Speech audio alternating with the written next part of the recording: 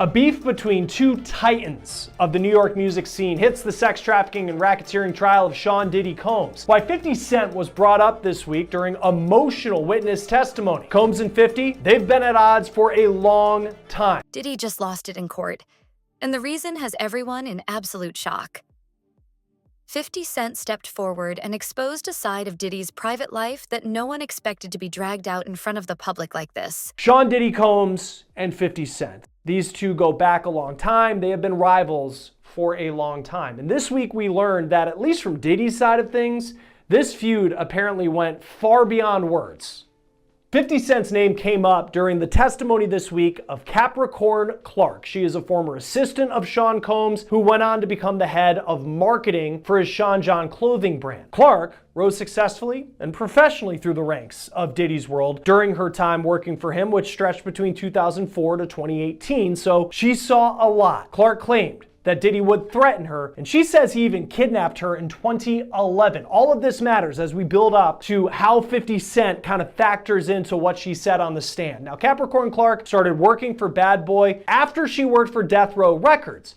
Now that's surprising, since Death Row was ran by perhaps Diddy's most hated enemy, Suge Knight. Clark said that one of her good friends had a baby with Suge Knight, and that's how she knew him. And in perhaps the most shocking story from her testimony, Clark claimed that shortly after she started working for Diddy, Diddy and his security guards took her to Central Park after dark, and Diddy said, quote, "He told me he didn't know that I had anything to do with Suge Knight, and if anything happened, he would have to kill me." It is an allegation that paints Combs as someone who is ready to take a life. But as Capricorn Clark's testimony continued, she brought up another rival of Sean Diddy Combs and another allegation that he made an ominous threat of violence. Clark testified, when working for Diddy, they went to a press event at MTV and 50 Cent was there. And just wait until you hear what she says Diddy told 50's manager. 50 Cent's real name is Curtis Jackson. He rose to fame in the early 2000s. You might remember songs like In the Club. You might remember that he was the leader of the rap group G-Unit. Now, 50 grew up in Jamaica, Queens, New York. Diddy, also a New York native. He was born in Harlem, grew up in Mount Vernon, New York, just about 20 miles away. And even though they both had success in music, they both rose to fame representing the city of New York and the rap scene there, they have been longtime rivals. In 2006, 50 Cent released a diss track about Diddy. So almost 20 years ago, this goes back a long way. And in that diss track, he says, quote, "Who shot Biggie Smalls? We don't get 'em. They gon' kill us all. Man, Puffy know who hit that expletive. Man, that expletive soft." Now 50 is accusing Combs there of knowing who killed his friend, the notorious B.I.G. Christopher Wallace. Wallace and Puffy were incredibly close, but Wallace was shot and killed in a drive-by shooting in Los Angeles in 1997, and no one has ever been charged for.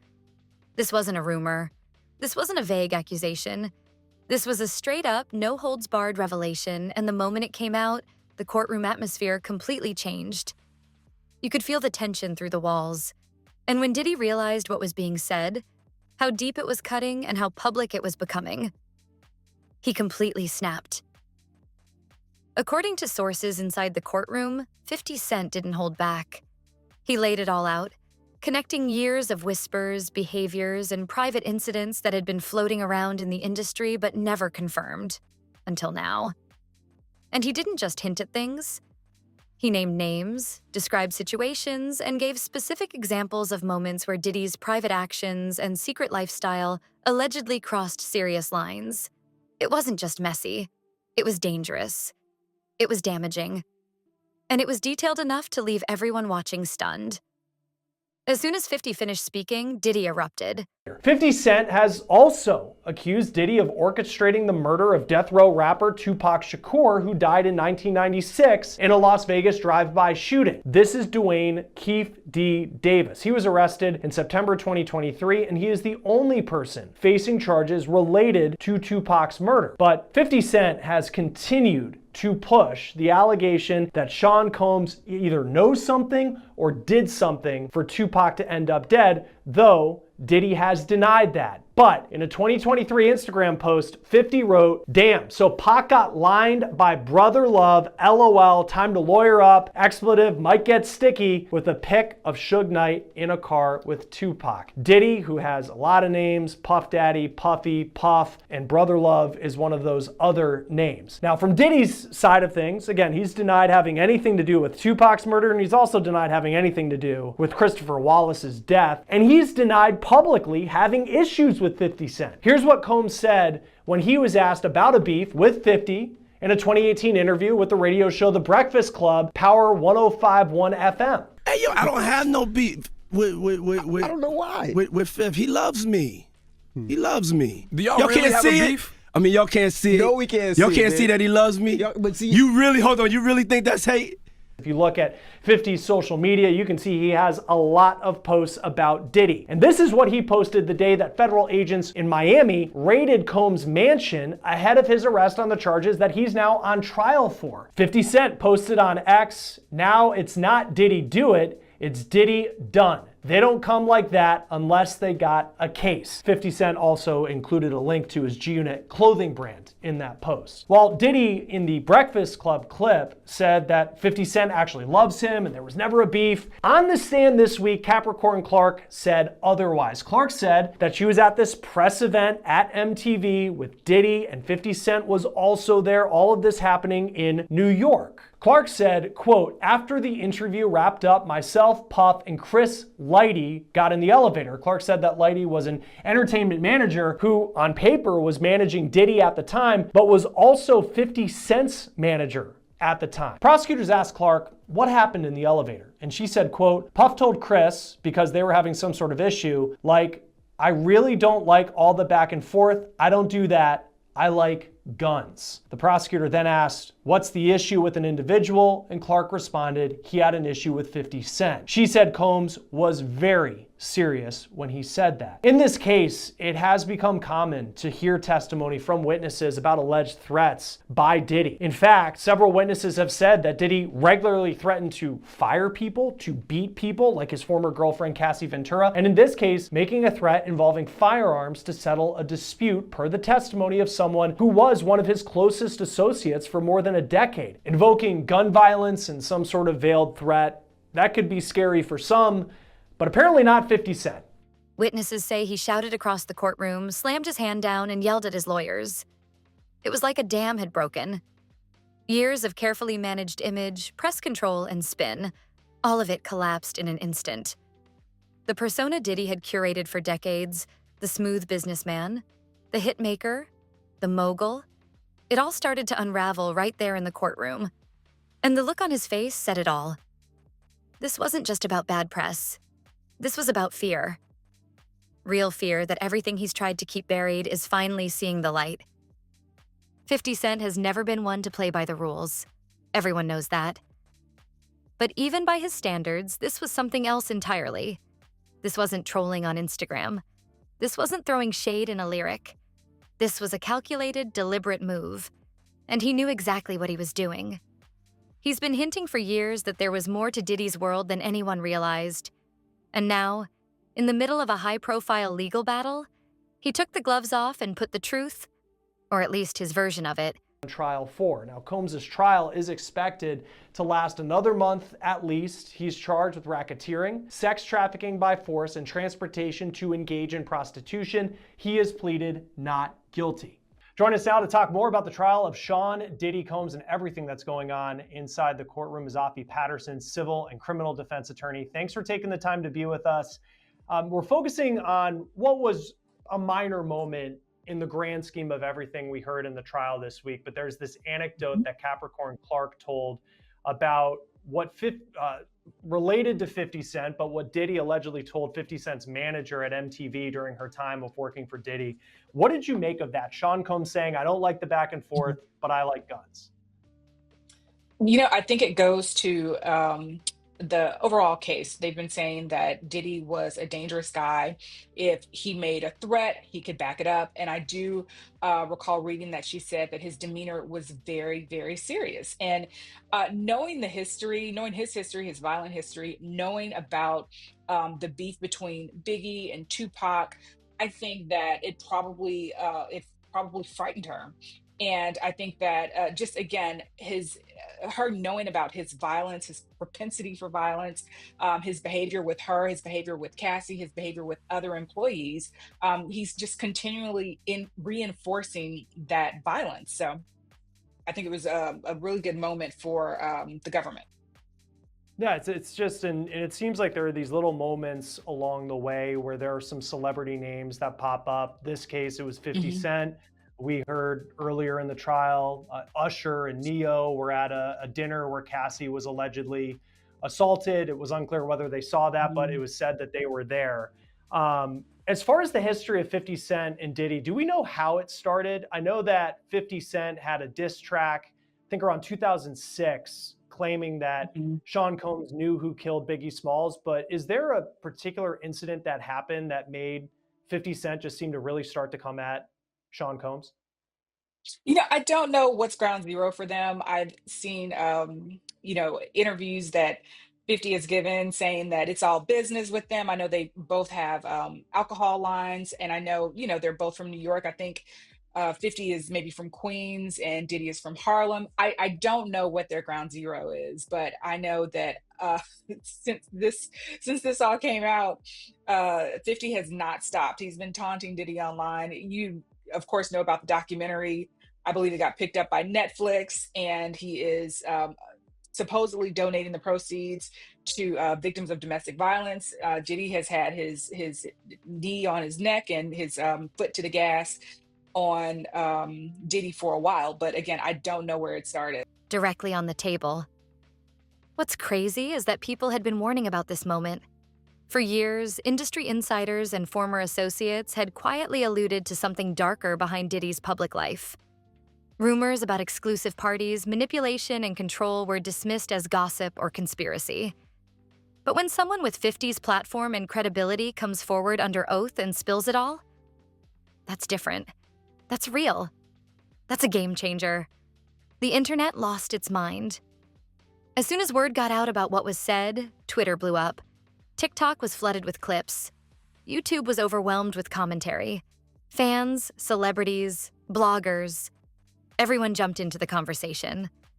People were digging up old interviews, piecing together cryptic comments from other artists, and trying to make sense of the puzzle that had just exploded in front of them.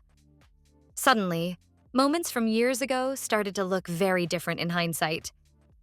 And while Diddy was spiraling in court, 50 Cent was calm, collected, like he had been waiting for this moment, like he had receipts. And that confidence only fueled the fire. Because if 50 has more to say, and it looks like he does, this could be just the beginning. What he revealed so far already caused massive damage.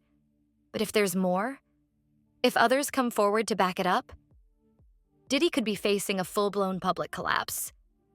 It's not just about embarrassment anymore. There are legal implications. If even a portion of what 50 exposed is true, it could open up investigations, lawsuits, and criminal scrutiny. Diddy's legal team was reportedly scrambling behind the scenes after the testimony. Emergency meetings, damage control, press strategy, all of it happening in real time as the world watches his empire shake. And the timing?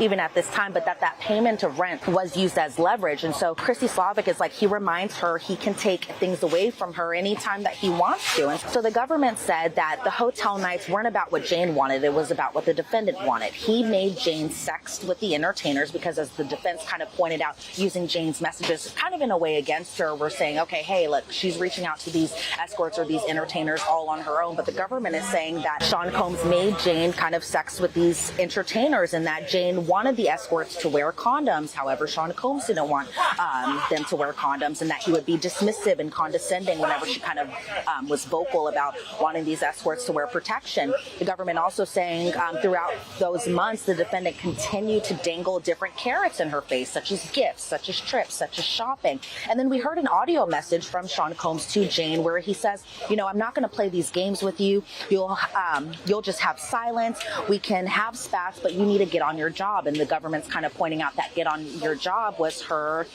doing these hotel nights. But in terms of Jane kind of voicing her opinion about not wanting to do the hotel nights, because if you go back to her testimony at the beginning, she thought initially that it was going to be a one-time thing, that at first it was exciting and taboo, and she just wanted to pretty much please her partner. But then towards the end, she was kind of voicing that she felt like these hotel nights were all that she was used for, and that she said she was saying these things about voicing her opinions, that she was saying it for months even prior to Cassie's lawsuit, where the jury was able to see some messages from Jane to Sean Combs where she says, I feel like I'm reading my own sexual trauma. On 2 of my birthdays, you forced me to perform with with entertainers.